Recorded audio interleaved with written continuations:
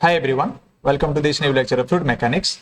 In this lecture, we'll discuss about the flow viscous fluid when it is flowing between two parallel plates, and in that one plate is moving and another plate is fixed, and that is called Kute flow. Okay, and previously also we have discussed similar kind of things, but in that condition we have taken two different parallel plates and both are fixed condition. Now here if you see, one plate is fixed here and another plate is moving. Okay, another plate is moving. So for this condition we'll derive equation. So first of all we need to consider two parallel plates. One is, this is one parallel plate and this is another one parallel plate. Okay, and which is need to be placed with a distance of t. This is the thickness of t or distance of t we can say. And here the upper part or upper plate is supposed to be moved with a velocity of u, uniform velocity u we need to be considered. So one is upper velocity of the plate is u, and the bottom part and this one, the base plate, supposed to be fixed here. And so viscous fluid is flowing between this. So viscous fluid means we need to give like that. This is the direction of fluid flow. Okay, and obviously why you are calling as a viscous fluid, because a real fluid when it is flowing is supposed to be have viscosity. That's why it is called as a viscous fluid. And here let consider the fluid element. So suppose this is the fluid element what we have considered here, and in this fluid element it is having a length of delta x. So the fluid element what we have considered here, the length of this fluid element is delta x, and the height of that, we can say the thickness of that, for that is delta y. Which one? For this small fluid element what we have considered in this total flow, we have taken a small fluid element. Okay, so everywhere the flow is there, fluid is flowing.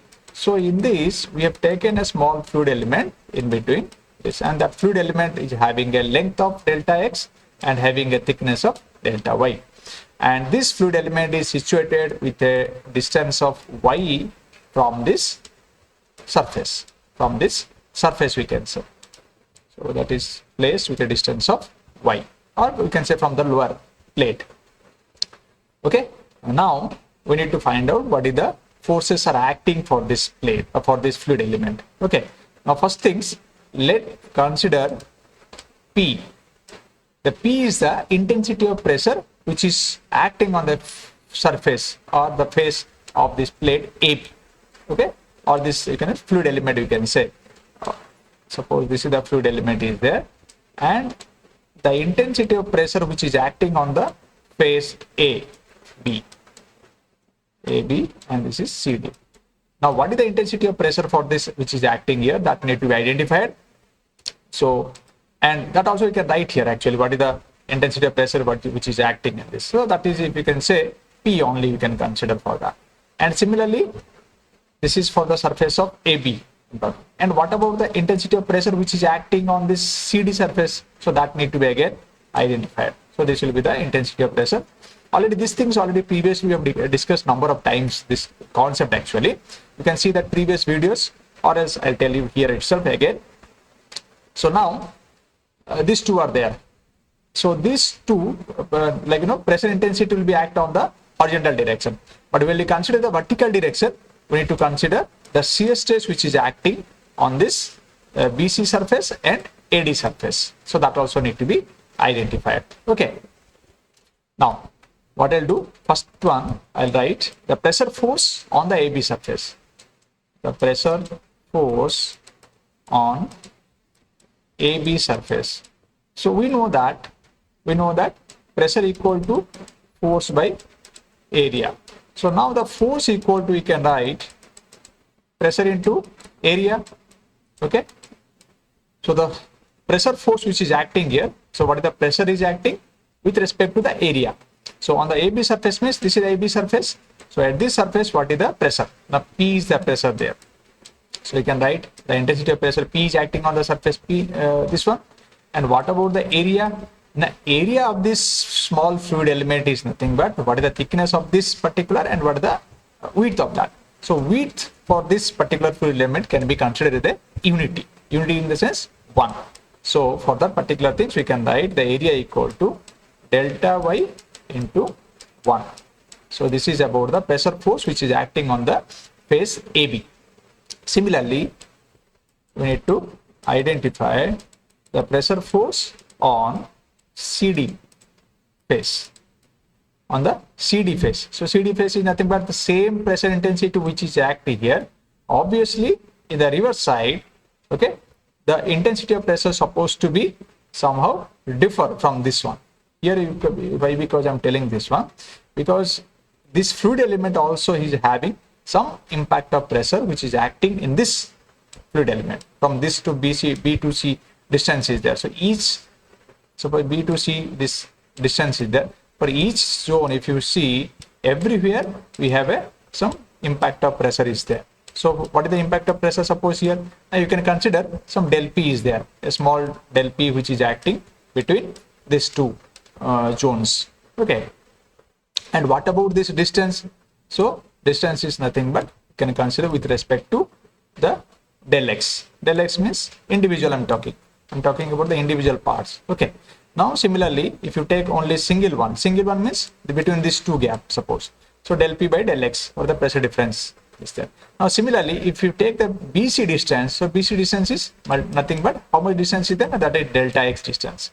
So the impact of pressure, or we can say the intensity of pressure which is acting here, so that will be the P, initial P impact of pressure already there, plus we can say this is del P by del X into del X, delta X. Delta X is nothing but the this distance. And what about the area? Area we know that here already is this dy into 1, delta y into 1. So this is about the pressure force on the face of CD. And now next we'll go for the third point. As I told, see, these two are these pressure forces which is acting, mostly you can identify everywhere in the horizontal direction. Okay, because the impact of pressure will be here, it is perpendicular to the force, surface of this. Now while talking about this vertical condition, that means in this condition, if you now see why I'm talking this vertical and horizontal. Now this one I can consider the this is about the y and this is about the x. If I want to consider this is x, that means in the horizontal direction, and this is about y direction in the vertical direction. That's what I'm talking. So in the BC and AD surface, we need to consider the stress which is acting, or you can say, see, stress why I'm talking. Now we need to consider the shear force which is acting on the BC and AD surface. So here we can mention the shear force on BC.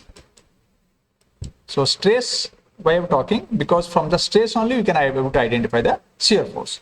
So we can write stress equal to, again, force by area.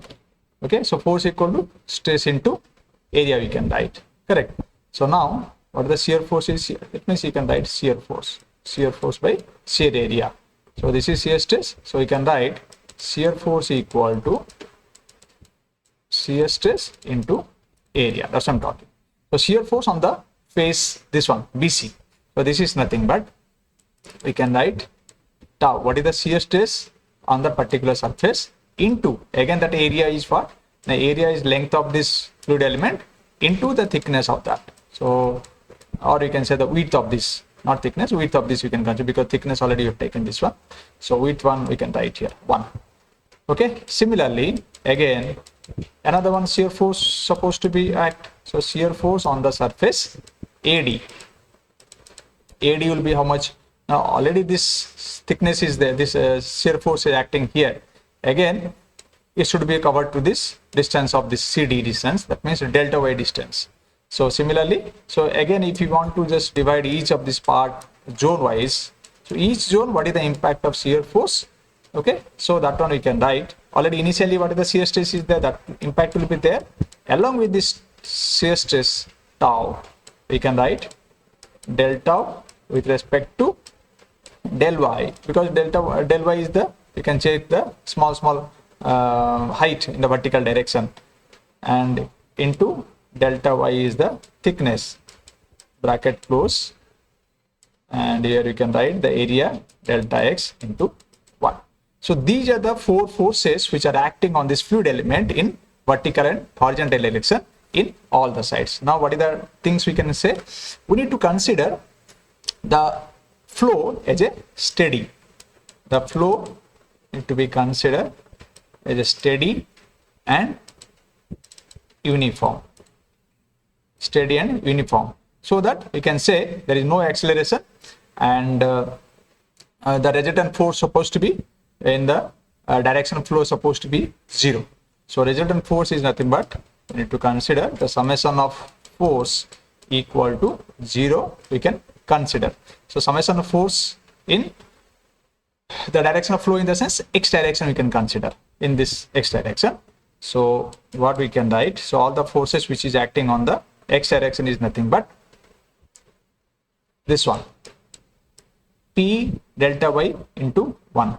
So you can write P delta y.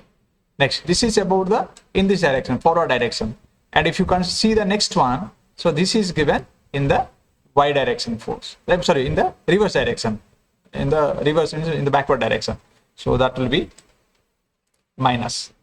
Okay, so P delta y is given. Now minus, we can consider what is this one, so let bracket P plus delta P by delta x del x into delta x into del y, or delta y here. This is about this one, pressure force on the CD. This is about x direction forces I'm talking. Now in the y direction, what the flow is there, now again that need to be considered. Okay, so this one again minus tau delta x plus tau plus this one del tau by del y into delta x. This is equal to 0. Now if you see, and if you just solve this one, what we'll get, we'll able to get this cancellation between this P delta y and this is minus will be there, P delta y will be cancelled, one term. Similarly tau delta x and this is tau delta x plus minus will be cancelled. So next we can write finally this will be minus. Okay, so minus del P by del x into delta x into delta y. See, this delta y only for this will be cancelled, but for this also delta y is there. Okay, and this is again, yeah, del P by del x this one will be plus, this one plus is there, so you can write del tau by del y into delta y into delta x equal to 0. Now this one also we can just write in such a way, del tau by del y first, and this is minus equal to 0. So this also you can write. So now I'll give this equation as a 1. Okay, or you see this one also again we can write in this way also. Let not to give this is equation, this one also you can give equation 1, or you can give equation 1 later also. That what I want to do, this delta x delta y, you can see both are common here. So what I'll do, I can just take a common, I can divide in this right hand side, and finally what we are going to get, del tau by del y equal to del P by del x. See, this is going to be cancelled. Okay, or you can divide delta x del y, both delta x and delta y in both sides, or else you can take the common from one side and you can divide other side. Okay, anything we can do. Now finally what we'll get, del tau by del y minus del P by del x equal to 0. So minus term you take it to the right hand side, so that we'll get del tau by del y equal to del P by del x, and this one we can give equation 2. Suppose if you have given already equation 1, then this one we can give equation 2. Okay. Now up to this, I hope you understand. Now the second thing is we need to find out the velocity distribution across the section. Now we need to find out the velocity distribution across the section. This one we need to find out the velocity distribution in this particular region, okay, across the section where the shear stress we need to consider. So here, to find out the velocity distribution for the particular section, again we need to go back to the previous studies where we have seen the Newton's law of viscosity. That means the shear stress formula, tau equal to mu into del u by del y, or we can write, or else we can write this one, mu equal to du by dy. Okay, so this is the equation we know from the Newton's law of viscosity. Now for this we need to consider this is the for the laminar flow. So that what we got here, now see, this is the equation we got, del tau by del y equal to del p by del x.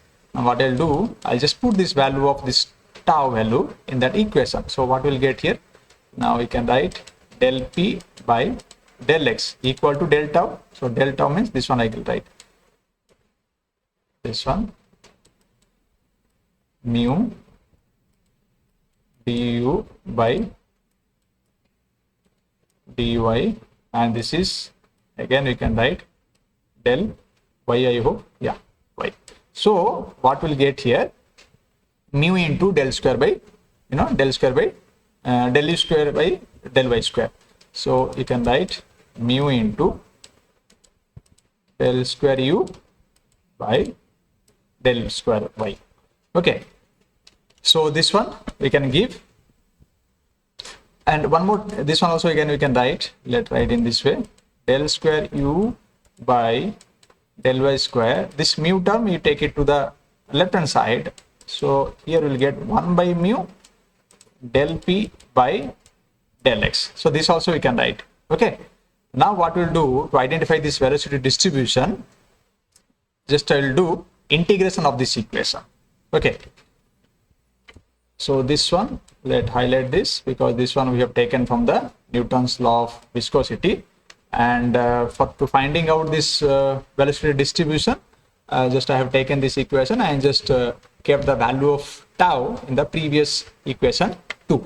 Now what I'll do, I'll just integrate this to identify the velocity distribution. Now integrate of this, integrate the symbol of this. Okay, now if you integrate this one, obviously this is going to be del u by del y. So you can write del u by del y equal to 1 by mu, we can take it constant at the outside, and so del p by del x, integration of this. Okay, yeah, so what I'll do, del p by del x. Okay, now del p by del x y plus c1. Okay, now actually what we need to do, this y part need to be taken in the other side. This means this one, integration of this part we need to take it to the other side. This y, let it here, again we need to integrate this. Okay, again integrating this one, what will get, u, integration of del y, that is u, del u equal to u will get, again 1 by mu we can take it out. Now del p by del x. Okay, del p by del x, integration of y, integration of del p by del x, we can take it to the here, del p by del x, integration of y, so that is y square by 2. Okay, y square by 2, and finally next what we'll get, c1 is there already previously. Now we can take it this c2, again one more term will be there, that is we can here write c1 x or something we can write, and then we can go for the c2. Now 1 by mu del p by del x, y square by 2, integration of this, and plus this one, let y, because del y we have taken this side, plus here what I'll do one more steps here so that you will get clarity. Integration of del square y equal to this one 1 by mu del p by del x, and this is del y. Okay, so now del square y, sorry. Now here what we'll get here del square u, will get del u. Similarly 1 by mu will get here, integration again will get this del p by del x, we can take it to out, then integration of del square y. So here del square y will get only y, so we can write here again 1 by mu, this is nothing is there, del p by del x y plus c1. Now again that need to be integrated with respect to dy, or else we can integrate initially this one, and after that also you can take it this del y term to the other side, so that see this we can do initially, or else we can go for the steps one by one like this, integration of this one, and we'll get a constant term. And finally we can write again after integration second time, we'll get u equal to 1 by mu del p by del x y square by 2, this integration of y what we got here, so y square by 2 plus c1 by, and this is c2. So if you see these 2 times integration and we are getting 2 constant value, correct? So this one we can give equation 3. Now we got this c1 and c2 are the 2 constant of integration. So you can write these are the 2 constant of integration. Yeah, and these values need to be identified from this equation only by obtaining some boundary equations. So the boundary equations what you need to consider, let's consider the boundary condition. So first boundary condition what we'll consider, that y equal to 0, at y equal to 0, what about the u value? Now u equal to 0. Second one, at y equal to t, what is about the u? Now u equal to capital U. So this boundary condition I will show you in the diagram again. Let's go back to the diagram. Now see, this is our plate, two plates are there. So first point what I told, y equal to 0. That means at this starting plate, this is y value, this is the y from here to here, this is the gap is y. So at this y equal to 0 means this is the point. So at this point if you see our u, this one, this free stream velocity, uniform velocity u is there. So that value will be 0 at this point, because at this surface your velocity value will be nearly equal to 0 due to the viscosity effect, we can say. And now again if you consider the y equal to t, in the sense, see this value y up to here it is y. Now y equal to t in the sense the total height or thickness. At this point what about the value of velocity? Now velocity u already you have taken, it is moving, this plate is moving with a velocity of u, capital U. So that's why I've given u equal to small e equal to capital U. Now this equation, this boundary condition need to be kept in this equation 3. Now substitute the boundary condition in the equation 3. We can write, let's go back to this equation. Now see, first one, let's put this value y equal to 0, u equal to 0. First condition, this is condition 1, boundary condition. Boundary condition 1, let's keep this value y equal to 0, u equal to 0, y equal to 0 and u equal to 0. Then let's see the equation. You see this is going to be cancelled, this is going to be cancelled. Cancel in the sense we are going to get 0, correct? And u equal to 0, y equal to 0, u equal to 0, so u also 0. So what we'll get, now c2 value we are going to get, after putting this value we are going to get the value of c2 equal to 0. First one I'm talking. Second one, now boundary condition 2, if you are going to keep, that means at y equal to t and small u equal to capital U. For this condition what we are going to get, at this right hand side small u is there, let's write capital U equal to 1 by mu, like that we'll write 1 by mu del p by del x, this is t square y square was there, now the t square by 2 into c1 t plus c2 value we got 0, put the value of 0 here.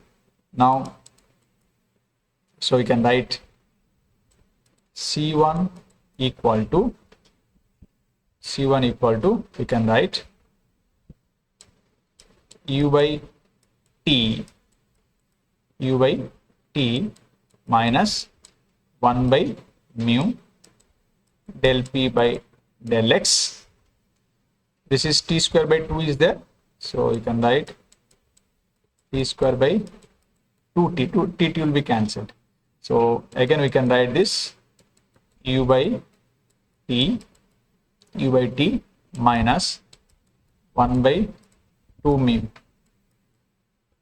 This is 2 mu, it will be cancelled, 1 by 2 mu del p by del x t.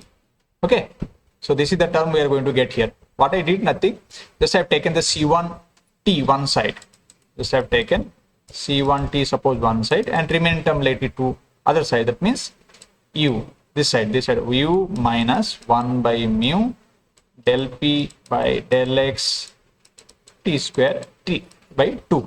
So what I did, next t I have taken to this side. So if you take the t to other side, c1 will be as usual c1 this side, u by small t again minus 1 by mu this del p by del x t square by 2t. So t is to be cancelled and this one we are going to get. Now this is the value of c1, correct, and this is the value of c2. Now put this c1 and c2 equation in the value in the equation 3 what we got previously. Now after substituting the value, we are going to get small u equal to 1 by 2 mu. This is the value, okay. U equal to 1 by 2 mu, and this is del p by del x y square by 2 plus c1y. So what I'll write, y and c1 value is relatively lengthier, so I'll write in this way, u by t minus 1 by 2 mu del p by del x t bracket close. c2 value 0, so no need to keep it there, okay. And now this is value of u, and again we can write this one in this way, u equal to u by t y minus 1 by what we can write, this is okay 1 by 2 mu del p by del x bracket start ty minus y square, okay. So this is the final equation we are going to get, and this one we can give equation 4, okay. And this flow of viscous fluid, this is the flow of viscous fluid when it is flowing through two parallel plates and one is fixed, another one is moving, okay. And this is known as Couette flow. This is known as Couette flow, okay. This is all about this. So I hope you understand. This is a little bit lengthy, but it is not that much difficult, okay. And so in the last step what I did, just I have taken this value and taken a common here, okay. I've just elongated this value, okay. Then I have taken the common. If I want, again if you want to do one more step, I can do it here, like 1 by 2 mu, this is del p by del x, and this is y square by 2 plus, now here came u y by t and minus 1 by 2 mu del p by del x t into y, okay. Now see, these are three terms are there. Now what I did, I just have taken this one u y by t, okay. Now here if you see, I have taken the common of minus, now see 1 by 2 2 mu del p by del x. 1 by 2 mu del p by del x. These are the two things are common. 1 by 2 mu del p by del x. Now remaining things what? Now ty, and this is y square by 2. So already, yeah, here if you see y square by 2 is there. No, y square by 2 is not there here. See, y square by 2 is not there, only y square.